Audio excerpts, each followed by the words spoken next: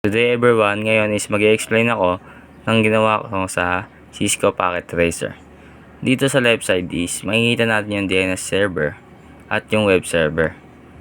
Yung web server is yung DNS server is siya yung magko-convert ng domain names dito sa ng mga IP address dito papunta mga switch. At yung web server naman is siya yung mag-host ng website na ina-access ng mga users.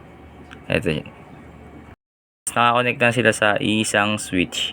Tapos meron din silang ditong mga nakakonect na PC na pwedeng mag-access ng server.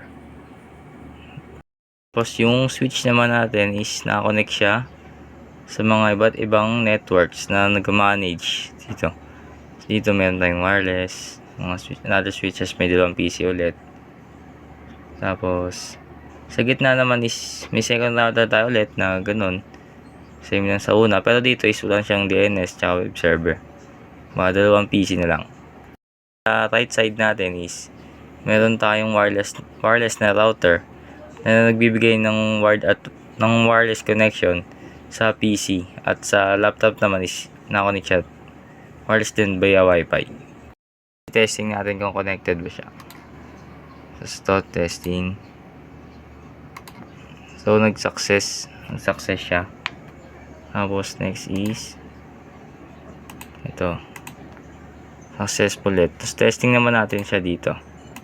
Ito, tapos ito. So successful siya ulit. Hindi natin yung nilagay nating DNS dito. Hindi siya makikita. Ito. So naglagay na ako ng DNS kanina, hindi ko na pinakita. So testing naman natin.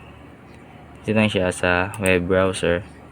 So, lalagay lang natin yung nilagay natin sa DNS kanina.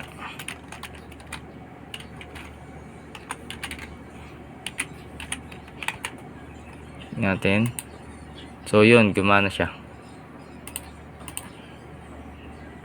Testing din natin sa kabila. So, dito kanina. So, ito naman dito sa kabila. Desktop, web browser. www.advisor.com. So yun, effective siya ulit. Testing natin ulit kung gagana. Yun, successful siya ulit.